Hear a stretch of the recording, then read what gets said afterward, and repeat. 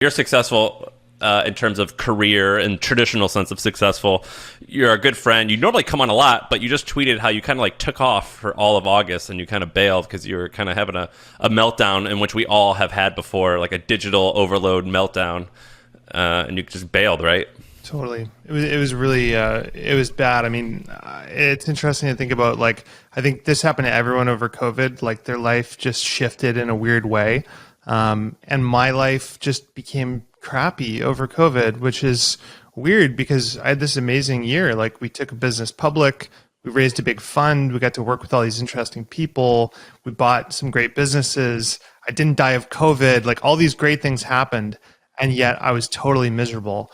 And when I look at it, when I kind of zoom out, my old day, I don't know if you guys know, but I live in Victoria, Canada, and I didn't even have an office. So I actually liked just working out of cafes. I would just go to the same cafe every day, and I'd sit there with headphones on. 3 or 4 of my friends would always work there. So it was kind of like cheers. There's always like interesting people to talk to. And my day was just broken up into a bunch of chunks. So any given day, I wouldn't really be on the computer or in one place for more than an hour or two. And my day went from that to sitting in a house on my computer all day on Zoom and doing email. And it just kind of made me miserable. And so when I look at like what I love about business, I don't actually love, doing business is great, doing strategy, coming up with ideas, all that kind of stuff. But the cool thing about business is you get to meet interesting people. Like, business is just a hack, right? So like if you're interested in health, you figure out like a health business, you suddenly can meet all the most interesting people in that world. And I'm an extrovert. So anyway, I was totally bummed. And I started, going on Twitter a lot because I was craving socializing. I went from like 20,000 followers to 170,000 followers.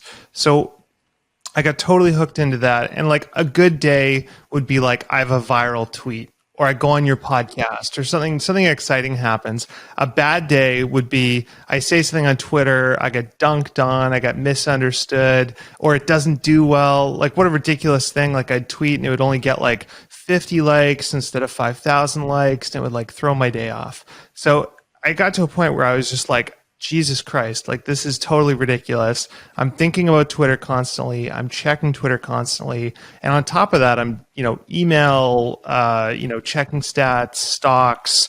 If I went to the bathroom without my phone, I'd feel like I was going to freak out, constantly listening to audiobooks, constantly listening to podcasts, no silence. So I just like hit this weird breaking point August 1st where I woke up and I was like, I'm not stoked to get out of bed.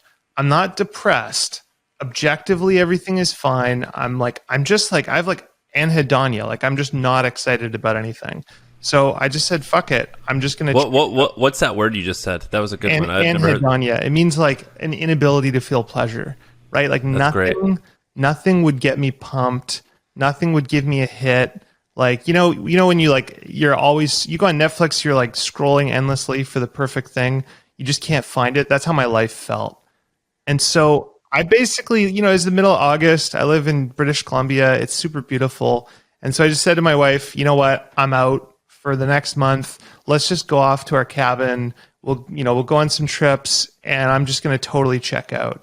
And I set a couple rules for myself. I was like, no phone, no email, no computer, no podcasts, no phone calls, no social media, no news. I couldn't even read nonfiction business books, right? So it's pretty extreme.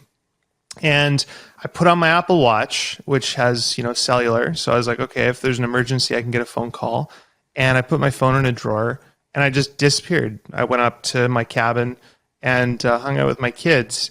And honestly, for the first like 3 or 4 days, it felt like there was like a bug in my brain. Like, I was just like like something I itch I couldn't scratch, like just so irritable, as being a huge asshole. I was like slapping my pocket every 5 seconds to check stuff. I'd be sitting on the beach with my kids and I'd constantly be like, oh, I need to text this to a friend. I gotta take a photo of this, right?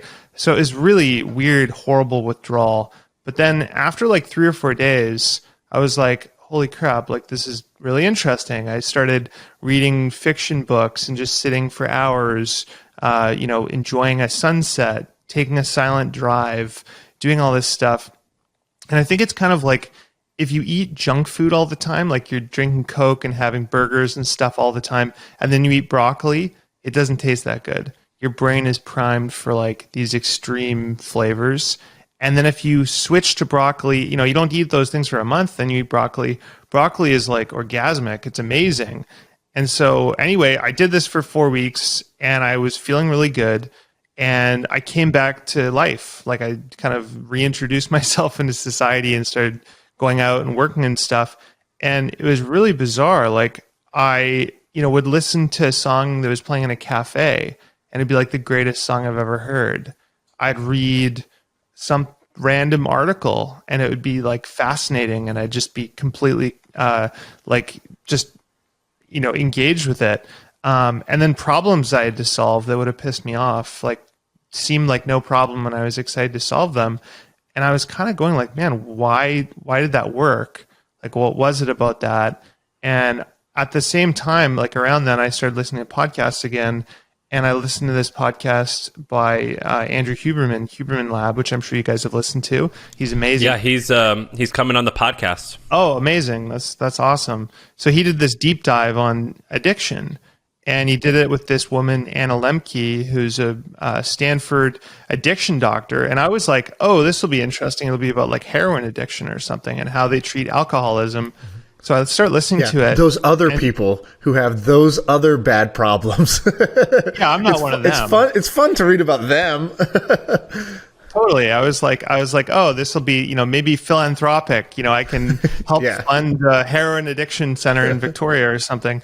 So anyway, and as I listen, I just go like, oh my God, like, this is universal. Like basically the chemical of dopamine, the neurotransmitter, is the thing that makes you feel craving and pleasure when you do things, and it motivates you to do things.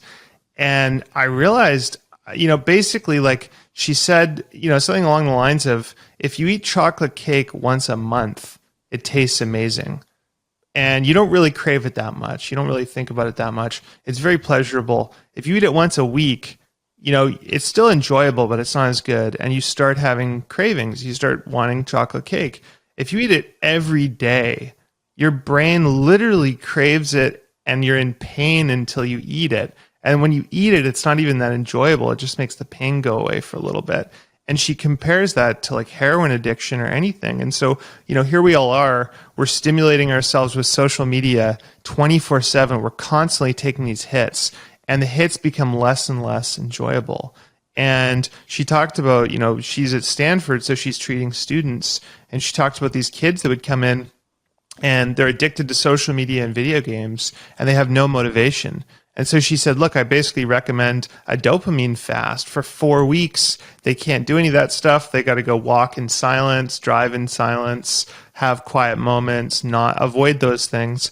And I realized that, I'd basically done that for myself, and that's why I felt better. And I was an addict. It's crazy.